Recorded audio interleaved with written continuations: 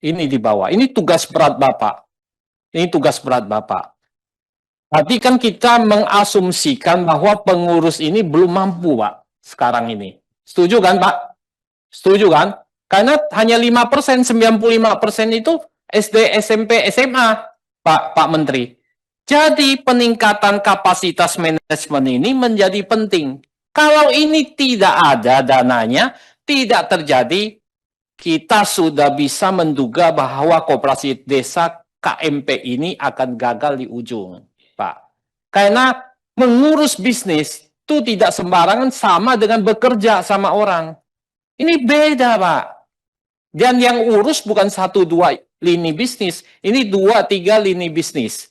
Jadi saya minta bahwa apa? Bahwa ini harus diperjuangkan benar, Pak. Karena kalau dari sinilah kuncinya, Pak. Dan saya lihat peningkatan kapasitas SDM Bapak ini di 2025 yang mestinya sudah dilakukan, ya, ini ternyata mau ke 2026. Nah, ini harus kerja keras, ya. Nah, itu apakah sudah dimulai, Pak Menteri? Izin pimpinan saya jawab sebentar ya. Ya. Pak. Ini Prof, untuk tahun 2025 kita sudah mendapat anggaran belanja tambahan sebesar 740 miliar. Yang itu memang kita gunakan untuk capacity building. Sebagian besar karena hampir sekitar 400-an itu dekonsentrasi. Jadi memang untuk ke daerah-daerah. Jadi dalam 3 bulan ini mulai Oktober, November, Desember kita melakukan namanya pendampingan koperasi alias bisnis asisten, perekrutan dan pelatihan-pelatihan untuk meningkatkan capacity building dan kompetensi pengurus koperasi. Sudah kita mulai dalam 640 miliar ini kita gunakan untuk dekonsentrasi kan di gubernur kan, di provinsi kan, dan kabupaten kota.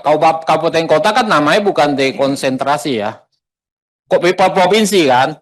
Jadi itu. Nah ini penting kenapa? Jadi metode pengajaran peningkatan kapasitasnya harus juga jelaskan ke kami, Pak.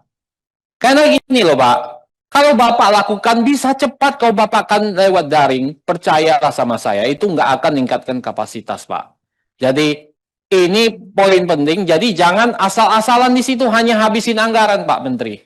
Ya, kalau itu dilakukan dengan hanya tujuannya menghabiskan anggaran, itu nantinya juga dapatnya nggak bagus.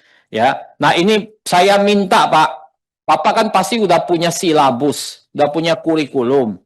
Bapak kan belum presentasikan pada kami seperti apa, atau Bapak kirim ke kami, gini-gini kan saya dosen Pak. Saya tahu Pak, saya nyusun kurikulum dan silabus Pak. Ya, setiap saat. Jadi nanti Bapak kasih tahu, saya bisa tahu Pak. Ya. Ya, jadi saya bisa tahu pelatihan Bapak kena atau apa. Misalnya pemasaran yang Bapak latih, marketing konsep apa yang Bapak latih yang cocok dengan sasaran. Keuangan apa yang Bapak latih di sana. Ya. Nah, ini adalah poin-poin yang Bapak harus jelaskan atau minimal kirim ke kami karena kalau dijelaskan ini kan terlalu ini. Dan bagaimana Bapak menyusun itu? Nanti kelihatan di kurikulum sama silabusnya. Apakah ini masuk akal, matching atau enggak? Ya, ini nanti Bapak kirim ke kami. Jadi saya menganggap ini starting point-nya di sini, Pak. Ini gagal, rusak semua. Ya, garbage in, garbage out. Sampah masuk, sampah keluar, Pak. Gitu. Jadi ini yang poin pertama. Yang kedua adalah saya mau minta Pak Menteri, tolong Pak Menteri kasih tahu KPI apa yang Bapak susun, yang Bapak pakai untuk menilai Koperasi Desa Merah Putih. Saya belum pernah melihat KPI Bapak, apa yang Bapak susun, supaya apa? Supaya bisa menilai sebuah Koperasi Desa Merah Putih, begitu. Ya. Nah, ini apa? Apa Bapak dari sisi finansialnya Bapak susunnya dari sisi apa? Apakah DSCR-nya? Apakah NPV-nya bagaimana? IRR-nya bagaimana? Payback period-nya bagaimana? Nah, ini tolong presentasi pada kami sehingga kami bisa tahu. Ya, gini loh Pak, udah kelihatan nih Pak Menteri, setuju nggak? Ini belum siap semua nih Pak. Belum siap semua. Habis peresmian Pak Presiden di berita muncul, tutup. Itu kan buat malu Pak. Itu kan memalukan loh Pak. Tutup. Tanya nggak ada modal. Sekarang semua orang tunggu modal. Ya, pikirannya modal aja, tapi dia nggak ngerti sebetulnya dia belum mampu sebetulnya untuk menjalankan. Ya, jadi kalau orang dikasih modal aja, manajemennya nggak capable, sukses nggak, Pak? Nggak sukses, Pak. Ya, jadi KPI ini tolong Bapak kasih tahu ke kami Komisi 6 sehingga kami bisa ikut menilai juga. Pimpinan dan teman Komisi 6 yang saya hormati, begitu juga Pak Menteri, Pak Wamen, beserta jajarannya yang saya hormati. Tadi teman-teman kita sudah banyak menyinggung tentang koperasi putih ini sepertinya menjadi bayi yang sangat ajaib. Kenapa saya bilang ajaib? Karena dari sisi pembentukannya saja sudah menggunakan presiden dan jajarannya. Masuk hampir 9 kementerian terlibat di 17 ya. Ini luar biasa.